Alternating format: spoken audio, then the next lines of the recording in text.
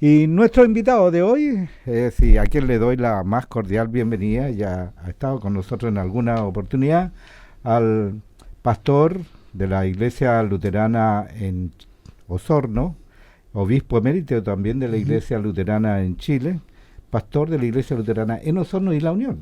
Exacto. Bienvenido, pastor Alexis Salgado Rodríguez. ¿Cómo está usted? Orlando, un gusto de saludarte junto a quienes nos escuchan en esta hora de la tarde por Radio Sinergia. Aquí estamos para conversar, ¿no? Así es. Hay una... recordemos que a nuestros auditores que el día... ¿Saben todos que el día 31 que se celebra? De eso vamos a conversar. Exacto. De eso vamos a conversar. Del feriado. El día de la Reforma. El día de la Reforma.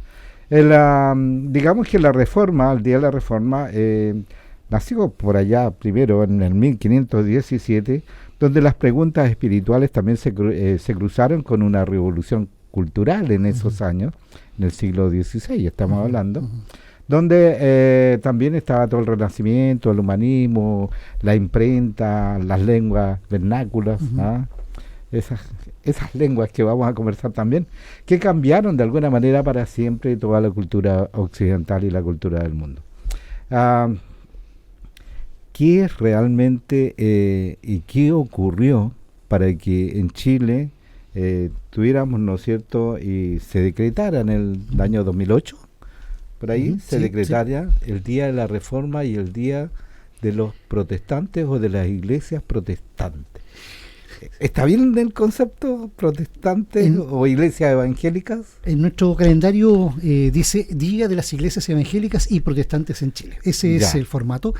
Y precisamente el 31 de octubre fue inspirado en este hecho del inicio de la Reforma, que precisamente tiene una vinculación total, 31 de octubre de 1517. Y para que, mira, un poquito... ¿Hagamos historia un poquito? Sí, un poquito, entré un poquito de historia. Mira, Lutero, porque aquí estamos hablando de Lutero, Martín Lutero, ¿no? El que llevó adelante... Estaba Calvino, ¿no? Etcétera. Pero todo este proceso está más cerca de nosotros que de Jesucristo, ¿no? O sea, de repente Lutero no estuvo al lado de Jesucristo. No. Estuvo, 1500 años. Nosotros lo tenemos 508 años, ¿ya? Por lo tanto, la visión que tenemos nosotros, claro, es muy, muy lejos, pero no es tan lejos. Es tan lejos.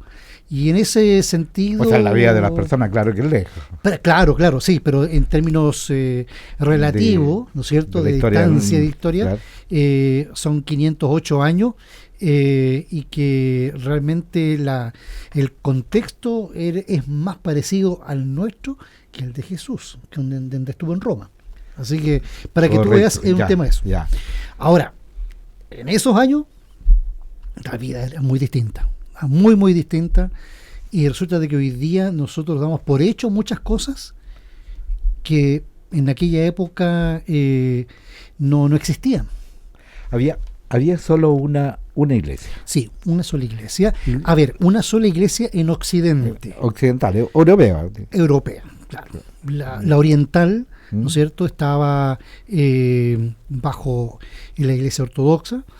Y también África, ¿no es cierto?, también tenía sus ramas, entre ellos la iglesia copta. Así que cuando hablamos de una sola iglesia en ese momento solamente es Occidente. Ya. O sea, ese es el contexto histórico. Exacto. Y Lutero era sacerdote y era cura de la iglesia. Estamos hablando de la iglesia católica de esos años. De la única iglesia que existía. De la única iglesia que había en ese momento. Y le dijeron que era un cura loco, y fue y clavó sus 95 tesis en la puerta de la iglesia. Correcto. Esa fue una cuestión impactante, ¿no? Sí. Pero después te voy a contar una cosa aún más impactante para la época. ¿Ya? Porque resulta de que, si bien es cierto, Lutero, un poco para recapitular y cómo llegamos a esto de la puerta de Wittenberg, que es un pueblecito, ¿no es cierto?, ahí muy cerca, en la oriental de Alemania. Él era párroco de ahí. Él era profesor. Él era profesor, pero antes de eso, él lo único que quería era salvarse. llegar al cielo, y su pregunta más importante era, yo quiero ver a un Dios de amor misericordioso, no como se presentaba a fines de la Edad Media. Porque a fines de la Edad Media, ¿no es cierto?, el tema era que tú ibas tenías que comprarse, tenías que salvarte tú mismo. Y como nadie es perfecto, ¿ah?, todos de alguna forma quedaban con una duda, ¿no es cierto? Y por lo tanto tú ibas a un lugar donde ibas a purgar tus pecados, el purgatorio. El purgatorio. Claro. Pero ahí comprabas la salida también, ¿no? Ahí dependías de tus descendientes, ¿ya?, que tuvieran la plata suficiente para sacarte del purgatorio. O sea, una antesala, ¿no es cierto?, en la cual tú tenías que hacer misa, y hasta cierto punto también se hace hoy día. ¿Ah? Haces misa, ¿no es cierto?, puedes pagar. Los luteranos no tienen purgatorio. No tenemos purgatorio. No. Ahí, por eso son luteranos, que vienen de Lutero. O sea, Lutero, de hecho. ¿Y de ahí, de Lutero, nacen todas las iglesias evangélicas? Sí. Lutero, sí. Calvino, y el otro cura que no me acuerdo cuál. A ver, hay Zwinglio, Münster, etcétera, hay varios más reformistas. Sí. Claro. Entonces, cuando él revisa la Biblia, ¿ya?, y se da cuenta de que esto no aparece en la Biblia, entonces reclama con estas 95 tesis que las pega justamente el 31 de octubre. Y esto pasó desapercibido. Por eso, porque ese día clavó sus 95 tesis el 31 de octubre, y por eso entonces es el día de la Reforma. ¿Cómo rebotó ante nosotros? Claro. Y quiero decirte algo, un dato freak. Chile es el único país en el mundo que es feriado a causa de esto. No. Alemania solamente tiene ciertas regiones. Nace en Alemania todo este movimiento. Exacto. Claro. Entonces, en Alemania solo ciertas regiones lo tienen.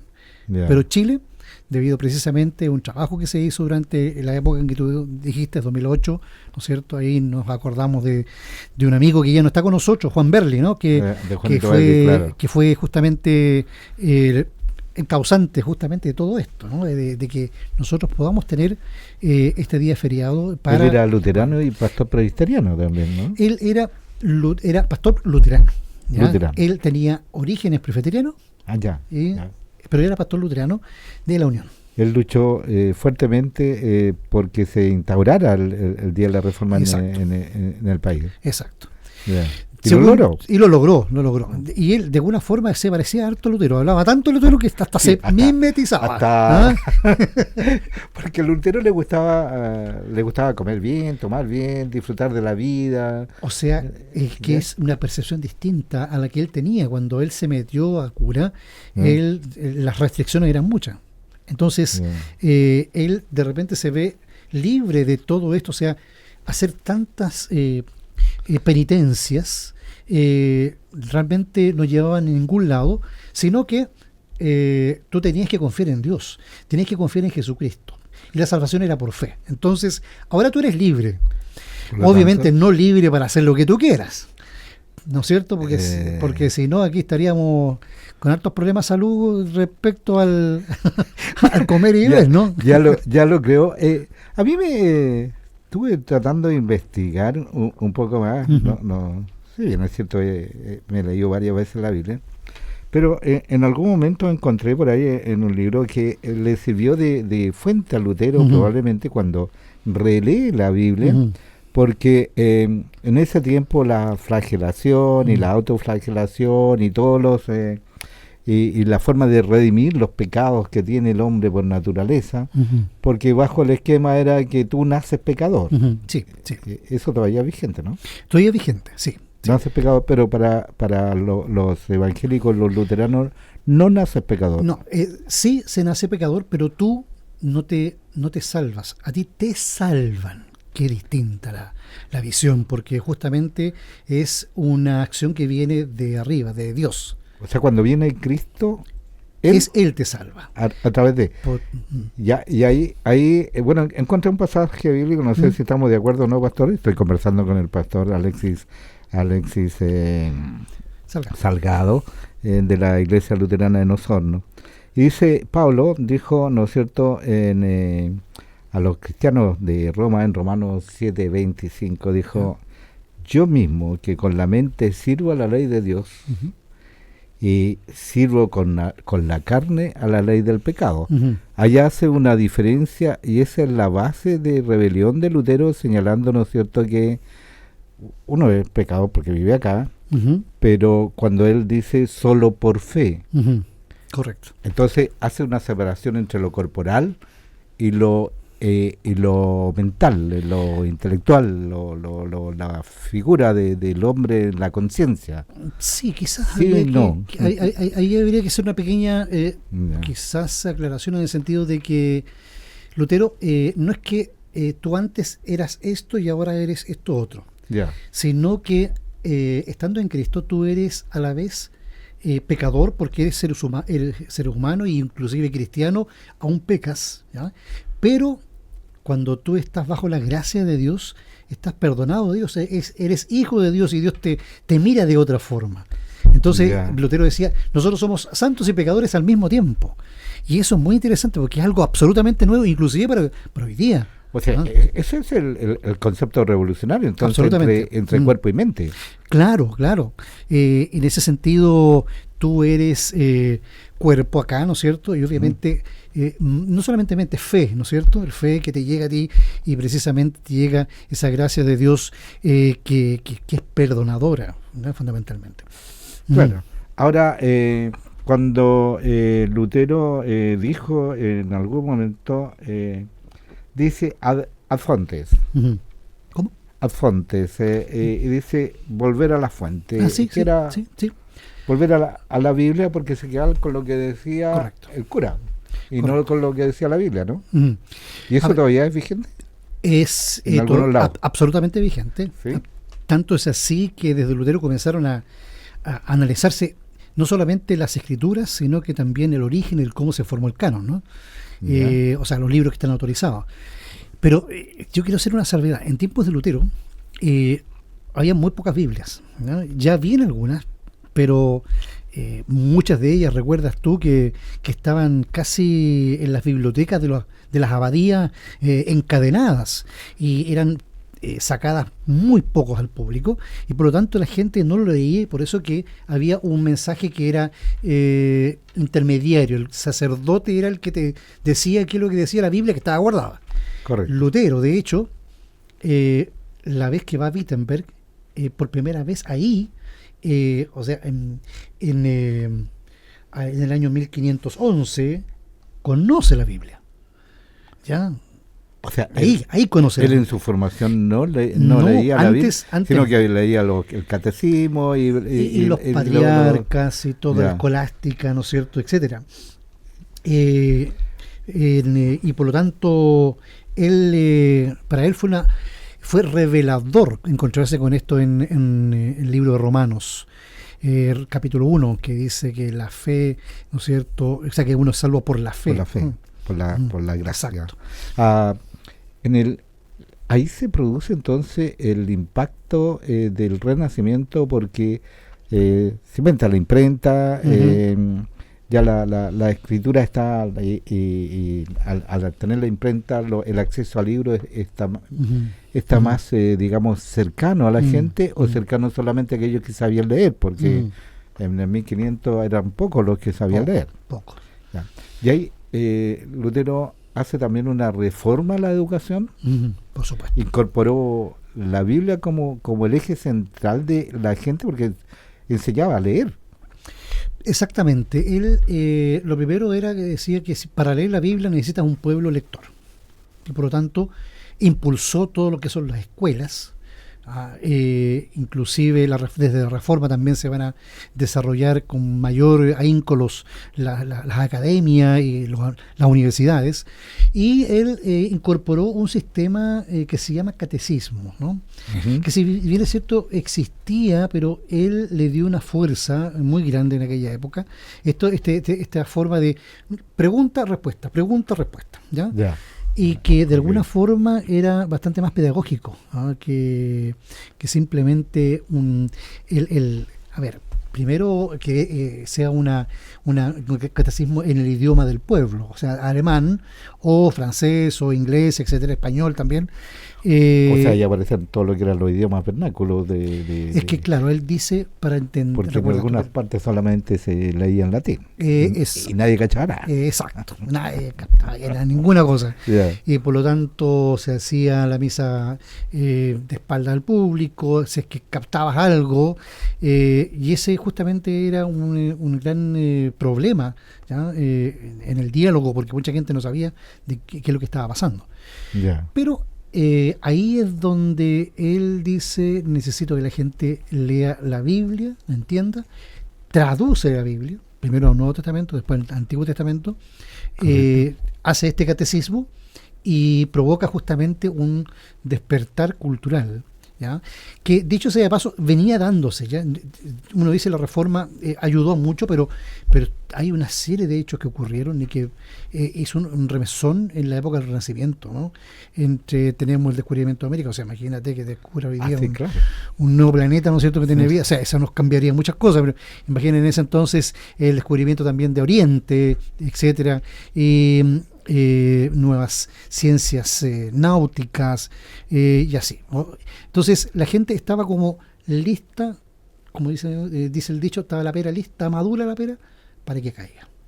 Porque 100 años antes la pera no estaba madura y habían unos pre-reformadores, Savonarola, Wycliffe, Huss, que no le fue bien porque, como te digo, la pera no estaba madura. Correcto. Ahora, hay en algún momento algunos conceptos, pero dice, bueno, ya estamos cierto que sola escritura, que tiene que ver con la lectura de la Biblia, pero solo fide gratia, solo por la fe y por la gracia eres salvo. Exacto. Son 4 pilares que tiene. O sea, si tú no tienes fe, en este caso, porque él centra todo en solo de Cristo, solo la gloria de Cristo, o sea, centra todo al hombre en Cristo y solo por fe. Si yo no tengo fe, no tengo perdón, digamos. En el fondo no encuentras ese regalo de Dios, ¿no? ¿Ya? O sea, mira, es bien lógico el tema porque tú partes con de dónde sacamos la fuente, de la Biblia. ¿Qué nos dice la Biblia? Nos habla de Cristo. ¿Quién es Cristo? Es un regalo de Dios. La palabra regalo o don, ¿no es cierto? Es gracia, es gratuito, ¿no? Y eso tú lo crees por la fe. Y ahí cierras todo. Entonces, ahí es algo bastante sencillo, pero y que está hoy día dentro de la epidemia de la gente. Sin embargo, son cosas que te cambian el alma, te cambian la perspectiva también de la vida, ¿no? Porque justamente cuando tú ves que hay un Dios que no está ahí preparado para molestarte y juzgarte, sino está, lo que quiere es lo mejor para ti. El amor, te ama de hecho. Eso, el amor cambia una sociedad. A dar la vida por los humanos. Exacto. Ahora, pero toda esta reforma, si lo miramos en términos del humanismo renacentista, colocó dos elementos que son bastante fuertes, que todavía yo creo, no lo sé desde el punto de vista religioso, que tiene que ver con la dignidad y la responsabilidad del individuo. Es decir, tú eres el único responsable de ti. Cuando me dice, cuando partimos la conversación, Pastor te dijo, bueno, no es que vino a reformar a la fe, sino que vino a reformar al hombre, Lutero. Partió por ahí. Y le dijo, ahora tipo, tú eres responsable, aquí te entrego todos los elementos que dice la Biblia, que dice Cristo, y asume las responsabilidades. Ya no es la iglesia, ya no es el cura el que te va a salvar, sino eres tú. Correcto. ¿Ese? Exacto. En el fondo, bien. Se nota aquí que se preparó hablando. Estudié. Eso. No, fíjate que parto con el hecho de que Lutero, él quería una reforma de la iglesia, no una revolución. ¿Ya? Y una revolución es algo irresponsable en este sentido. ¿Ya? Que en el fondo acabó siendo una revolución en algunos aspectos, pero él quería simplemente que la iglesia cambiara. Y él nunca quiso salirse de la iglesia católica, Él lo echaron de la iglesia, que es otro concepto, ¿ya? Y él decía, bueno, si ahora yo no tengo, si todo lo que tengo que hacer lo hizo Cristo por mí, yo soy libre. Pero mi libertad es una libertad responsable, madura. Y ahí es donde viene justamente el tema de cuán maduro soy cuando a ti no estás dependiendo de lo que otro te diga qué es lo que tienes que hacer, sino que tú tienes una mente transformada, una mente de Cristo. Te pregunta, bueno, ¿qué es lo que haría Cristo en mi lugar? ¿Qué es lo que haría yo en estas circunstancias? Que pueden ser muy escabrosas, ¿no? Pero que cada uno tiene un pensamiento que obviamente es libre, pero sujeto a la palabra de Dios. O sea, eres libre, pero responsable. Exacto, eso. Claro. Que tú lo dijiste de otra forma. Nada. Oiga, pastor, estamos conversando, bueno, digámosle a nuestros amigos que nos están escuchando y viendo, que estamos conversando con el pastor Alexis Salgado, él es pastor de la Iglesia Luterana en Osorno y La Unión, y también obispo emérito de la Iglesia Luterana en Chile. Oiga, pastor, hay una... porque uno se pregunta cuál es la diferencia entre esto que estábamos conversando de las responsabilidades individuales y lo que dice Lutero, que lo expulsan de la iglesia. Lo expulsaron y no se fue solo, porque se llevó una monjita también, pues se casó con ella. ¿Ah? Y se fueron varios. Se fueron varios. Sí. ¿Ya? Pero en ese tiempo, no sé si todavía está vigente, que a través del cura tú tenías contacto con Dios, que era el confesionario, que te ibas a confesar. Y eso, esa es una de las diferencias que hay entre la iglesia protestante o la iglesia luterana y la iglesia católica. Se nota, estudió ahí, sí, se nota. Muy bien, sí, correcto. Es uno de los elementos porque en la iglesia católica el clérigo tiene una naturaleza distinta al pueblo y por lo tanto pasa a ser mediador o intermediario. En el Lutero él dice, no, la verdad es que dice dos cosas. Una, por un lado, todos somos iguales ante Dios, no hay niveles aquí ni clases espirituales. Y lo otro que sí hay un texto bíblico que está en Pedro que dice que todos somos sacerdotes ante Dios, o sea, todos somos responsables ante Dios, ¿ya? Y por lo tanto todos podemos llevar el evangelio de nuestro Señor Jesucristo a otras personas. O sea, no es que alguien diga, no, yo porque no soy sacerdote, clérigo, ¿no es cierto?, no puedo hablar de la Biblia. No, aquí mismo estamos hablando, ¿no es cierto?, de la Biblia y cualquier persona tiene cuando tiene la fe, ¿no es cierto?, tiene el derecho de poder hablar de la palabra de Dios. Y entonces, por lo tanto, es importante eso rescatar porque nos deja en igualdad de condiciones entre todos. Es un trabajo democrático ya en tiempos de Lutero, en esa época. Del 1517. Exacto, estamos hablando de democracia en aquella época. ¿Ya? Eso también fue una revolución. O sea, una reforma él quería. Sí. A ver, revolución en términos de impacto social. Impacto social. Y político también, porque las iglesias empezaron a organizar en base a eso. Inclusive la política comenzó a desarrollarse, pues, primero, ¿no es cierto?, con un experimento en Ginebra, ¿no es cierto?, pero después eso traspasa a la política también, ¿verdad? El tema democrático nace en los países protestantes.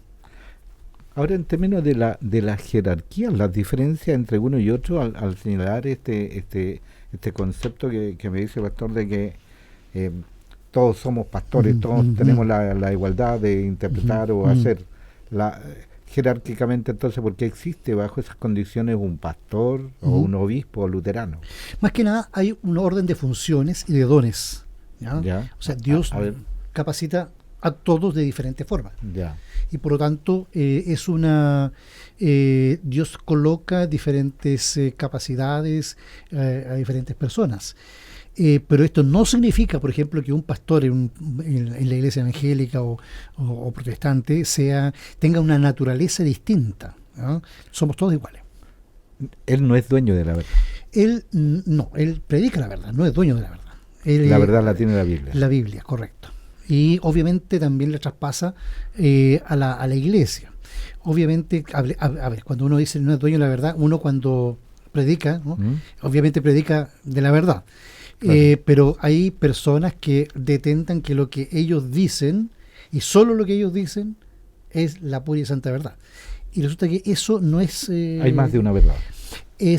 Yo dijera que hay que buscar esa verdad en la palabra de Dios, ¿ya? Y como comunidad es mucho más sano, no solamente como una persona, sino ya, que... Entonces la diferencia de los protestantes o de la iglesia luterana estarían entonces que yo puedo leer e interpretar la Biblia de acuerdo a mi concepto, de acuerdo a mi visión o mi cosmovisión, y el pastor hace ahí... ¿Qué el pega pastor es pastor, ahí? Significa que es guía, orienta nomás. Claro, orienta. Un pequeño detalle, yo no sé si tú has notado, pero si tú vas a las iglesias protestantes, específicamente las Biblias están abiertas al centro, que mirando hacia el público, ¿ya? Sí. Que eso significa que tú tienes un acceso directo a la palabra de Dios. Nadie está objetando mirar e interpretar la palabra de Dios. Hay una simbología en ese cuando tú lo tienes, por ejemplo, estás en el altar, la Biblia está mirando hacia el clérigo, significa que es la iglesia o esa persona la que te dice que tienes que creer. Es sustantiva es bastante bastante fuerte en términos de eso. Es decir, a los pastores luteranos los preparan para ese sacerdocio. Sí, correcto. ¿Ya? Para esa función, de guía y de orientador. Exacto.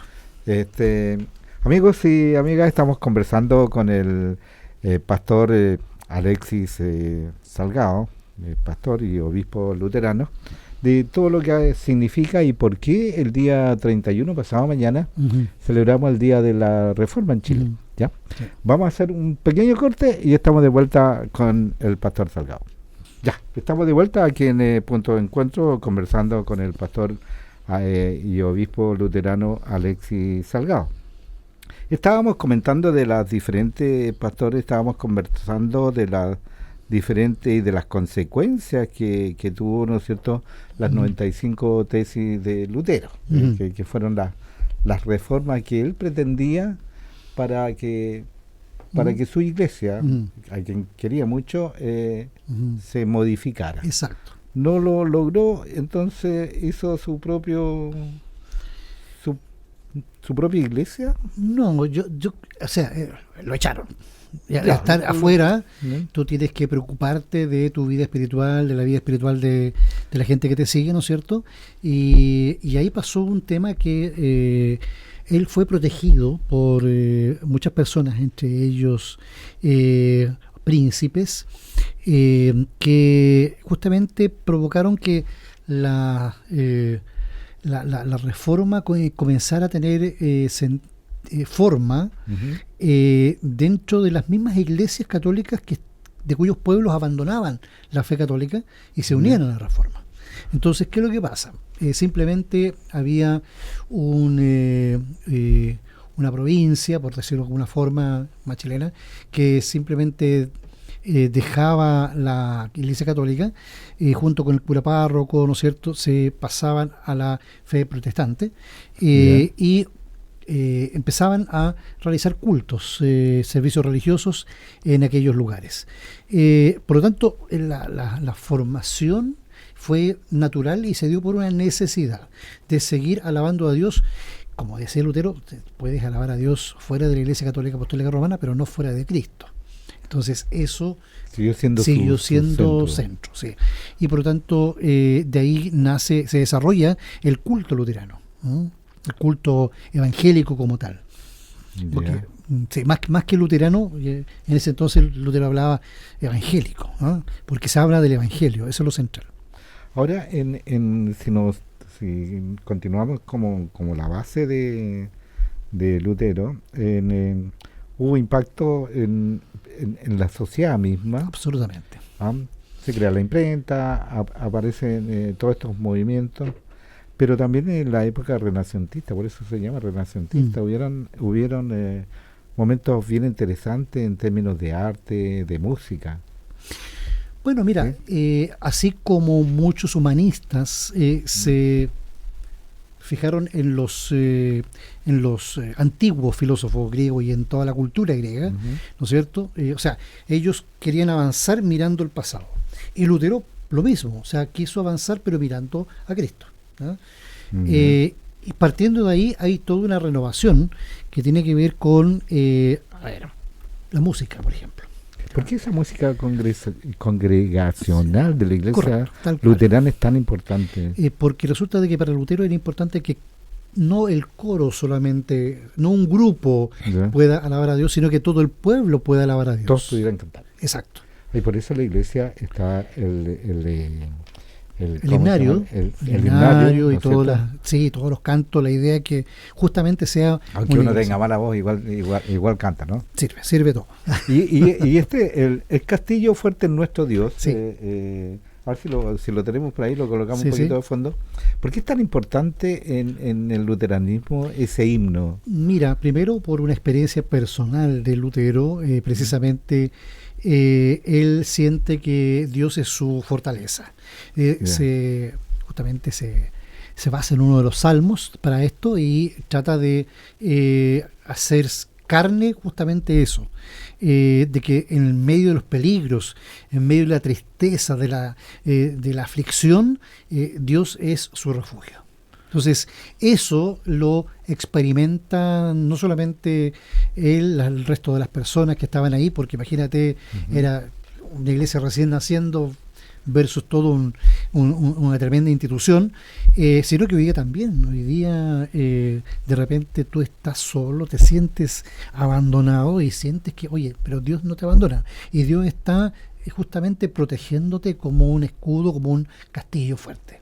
Ese ha sido como una especie de símbolo de sonido, de fe, de letra, y que se mantiene vigente. Bueno, se cantaba en alemán, sí. Hoy día se canta en todos los idiomas. No sé si lo tenemos ahí como para escuchar brevemente. A ver, escuchemos brevemente, porque decimos el castillo fuerte es nuestro Dios, pero probablemente no se escucha mucho si no vas a la iglesia. Ein Festeburg. Bueno, en la iglesia no siempre se canta tampoco. Claro, Ein Festeburg en alemán. Así fue... no se sabe exactamente el año en que lo compuso, pero sí el primer himnario en 1524 ya lo tenía y está incorporado dentro de la sociedad. Escuchémoslo brevemente. Ahí viene. Ya no viene ya. ¿Te fijas?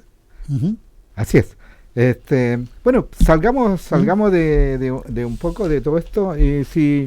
Si hoy día en toda esta revolución artístico-musical, imprenta, educacional, pensamiento, política, filosofía, política, economía, el Renacimiento fue una época que, por algo le decimos Renacimiento, es la época donde salta todo y sigue imperando en nuestra cultura hoy día, como en el caso de la religión.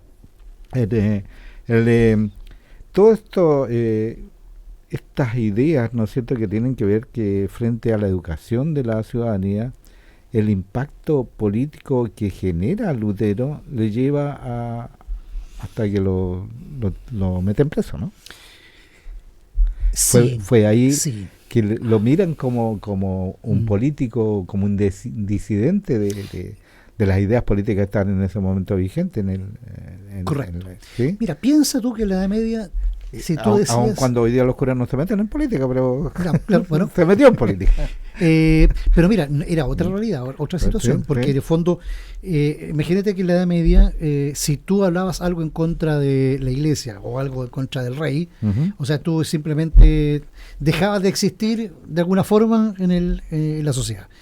Lutero, cuando lo llevan a juicio para que diga, ¿no es cierto?, que si se retracta de sus escritos en la Dieta de Worms, ¿no es cierto?, en 1521, él dice, ¿no es cierto?, que dice que él no solamente no se retracta, ¿no?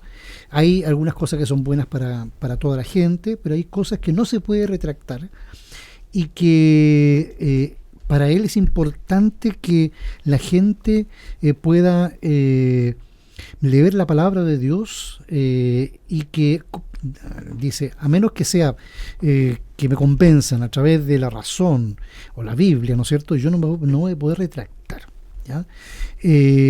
No puedo actuar de otro modo, que Dios me ayude, amén. Y esa frase, frase es casi el cierre de la Edad Media. Correcto. ¿Ya? Con eso marcó el punto de marca el punto final, inflexión. Porque en el fondo alguien te dice, mira, yo ahora puedo pensar independientemente, libremente. O sea, esa es la libertad de conciencia, ¿no? Exactamente. Que es tan fundamental dentro del mundo protestante. ¿Y qué tan vigente está esa libertad de conciencia en el día de hoy? O sea, hoy día la tenemos en forma inconsciente, ¿no es cierto? Hoy día tú puedes hablar respetando justamente ese límite, ¿no es cierto? ¿Sí? Pero tú puedes hablar cualquier cosa y no estás temiendo ser, entre comillas, funado, como diría uno, ¿no es cierto? Aunque sucede, pero no debiera ser. O sea, ya tenemos libertad de expresión, ¿no es cierto? Libertad para decir lo que uno piensa, y eso se lo debemos justamente a todo ese proceso que pasó ahí, po. ¿Y qué tanta, en términos de esa libertad de conciencia, porque las iglesias han ido de alguna manera, todas las distintas fe religiosas, los distintos estilos, han ido evolucionando de acuerdo a cómo también las sociedades modernas han ido evolucionando? Uh-huh. Y en términos ecuménicos, ¿cómo va ese diálogo frente a la libertad de conciencia? Uh-huh. ¿Cómo se ha ido adaptando la iglesia luterana a estos nuevos requerimientos? Yo creo que más que esperar un cambio, cuando tú dialogas con otras iglesias, Uh-huh. tú lo que haces es aceptar una especie de espacio donde conversan, ¿ya? Obviamente yo no voy a igualarme al otro ni me voy a mimetizar, pero sí podemos compartir algo, especialmente a través de algo que es muy importante, que es el testimonio. ¿Por qué? Porque si bien es cierto, los tiempos de las guerras religiosas fueron tiempos que hoy día nos avergonzarían por la cantidad de muertos y guerras. Hoy día precisamente la idea es que estamos en otro momento de la historia y que podemos dialogar. Eso no significa, ¿no es cierto?, de que todos vamos a pensar lo mismo, porque eso sería todo lo contrario. Bueno, lógico, claro. Pero precisamente no estaría vigente hoy día. No estaría vigente. Pero sí, a lo menos respetarnos. En todo este avance y todo lo que hay, porque Lutero dijo, bueno, la lectura de la Biblia, las iglesias siguen pregonando la lectura de la Biblia, y para la gente joven hoy día es distante la Biblia. Mira, ¿Cómo la iglesia, por ejemplo, recuerdo, la iglesia luterana era una iglesia por otras condiciones históricas que no vale la pena en este momento revolver esa parte, pero de alguna manera estaba rinconadita en un sector, tenía que hacer sus prácticas solo en alemán, y ya hay una modificación en términos de ir adaptándose a los nuevos requerimientos. Correcto.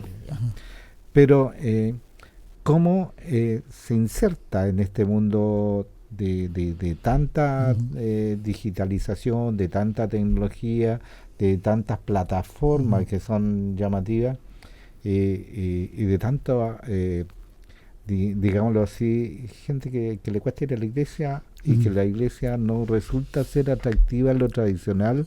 ¿Cómo la iglesia luterana ahí modifica o acomoda todo su ecumenismo a esta era? Sí, mira, yo creo que no es fácil, ¿no?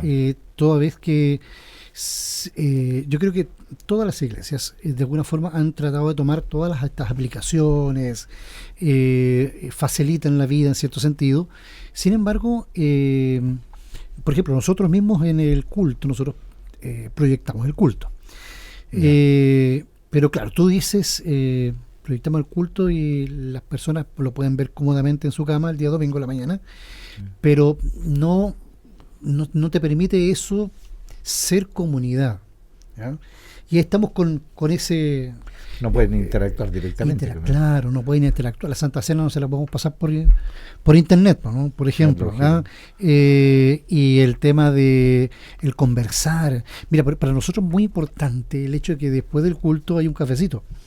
Porque uno conversa de todo, se extiende, le preguntan al pastor de todo, ¿no es cierto? Y obviamente hay una muy rica comunión y eso se pierde.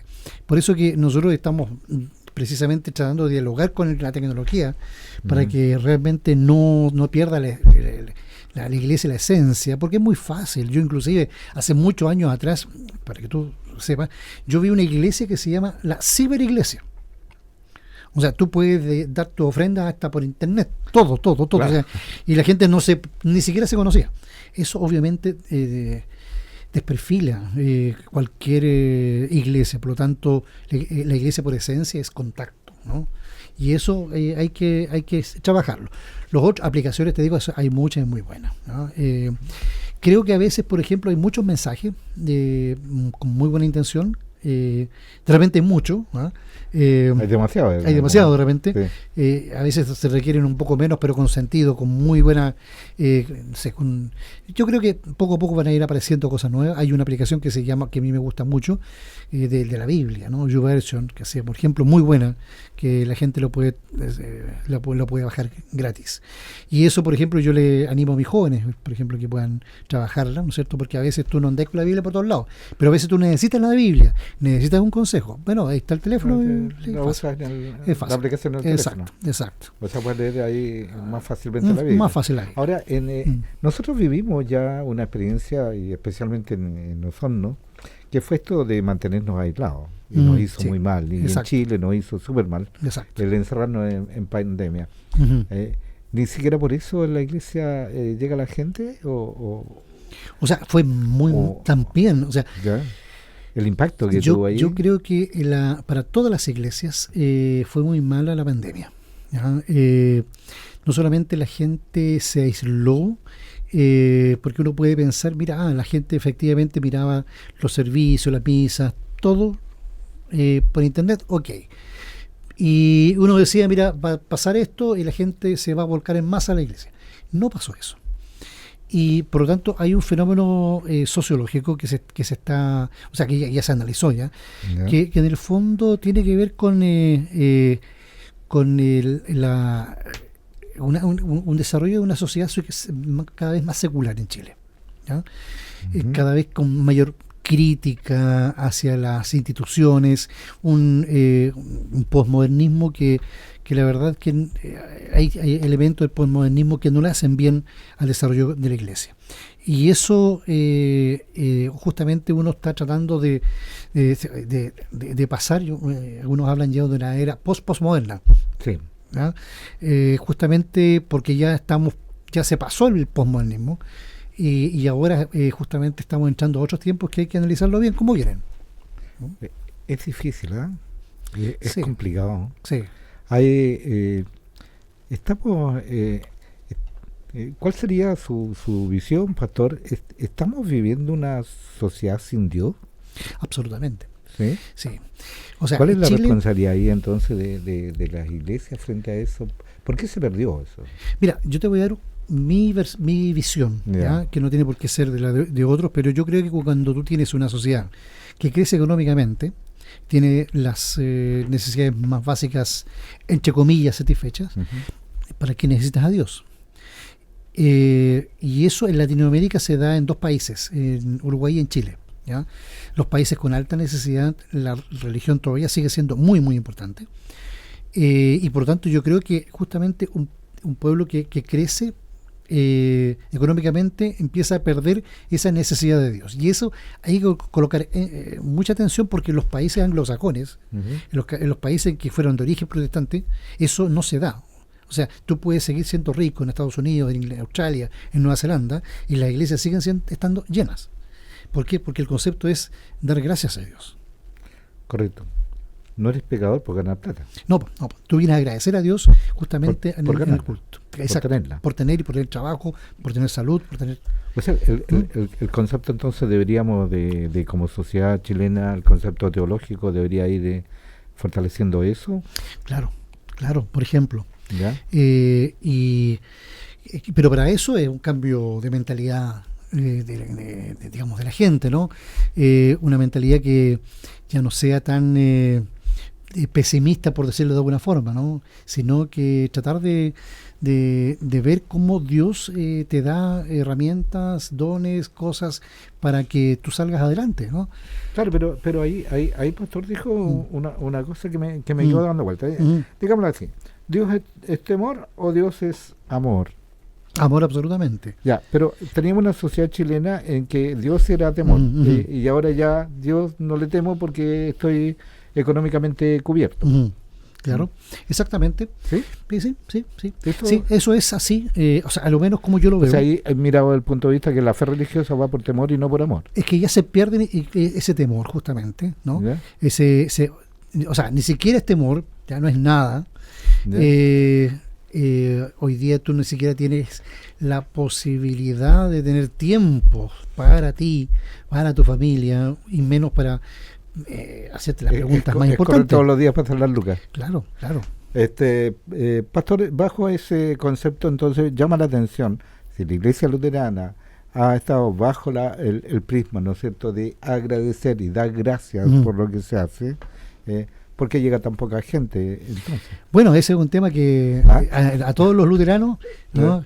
Estamos justamente tratando de dar vuelta a eso, ¿no? De fortalecer.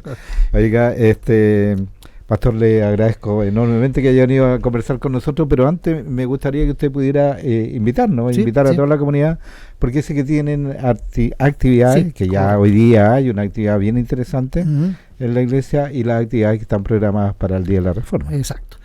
Mira, primero te iba a decir un pequeño detalle, ¿no es cierto?, que fue lo que más impulsó el tiempo de la Reforma. ¿Te acuerdas que te dije yo? Hay algo más que las 95 tesis que hizo un estallido, fue cuando Lutero se casó. Cuando Lutero se casó, causó más escándalo. Imagínate hoy día, se dijera simplemente ya los curas se pueden casar. O sea, los luteranos, los curas luteranos nos casaron, sí. Pero eso fue realmente una bomba atómica de la época, más que los 95 tesis. Bueno, mira, nosotros ahora, terminando aquí, en pocos minutos más, yo voy a la iglesia luterana donde nuestro coro tiene una presentación de la Reforma, precisamente, donde vamos a escuchar las hermosas canciones, las hermosas voces que también están a cargo también del maestro Andrés Pereira, quien es profesor y también organista de nuestra iglesia, y que realmente engalanan todos estos 508 años de la Reforma Protestante. Hemos tenido algunas otras actividades, como por ejemplo el domingo pasado tuvimos el culto de Reforma y la visita también de un coro de Alemania, ya de jóvenes que cantaban como ángeles, te digo. Así me contaron. Sí, no tuve lamentablemente la oportunidad de ir, pero me dijeron así que realmente fue muy bueno, de Karlsruhe. Esas son las actividades que nos quedan justamente, y tenemos un desafío. El desafío es poder ocupar el 31 de octubre, porque precisamente este fin de semana tan largo nos juega en contra. Sí, porque la gente se va, po. No sé, toma el auto, ¿no es cierto?, y se va para otro lado. Y precisamente el tema para el próximo año es ya de ocupar este espacio que el Estado chileno nos da.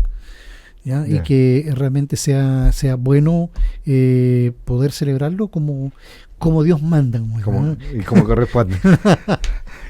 Pastor Alexis Salgado, obispo y pastor de la Iglesia Luterana en Chile y de la Iglesia Luterana en Osorno en la Unión, agradecido por la conversa y por venir a nosotros aquí en Radio Sinergia. Que le vaya muy bien en todas las actividades que va a tener. Muchas gracias, Orlando.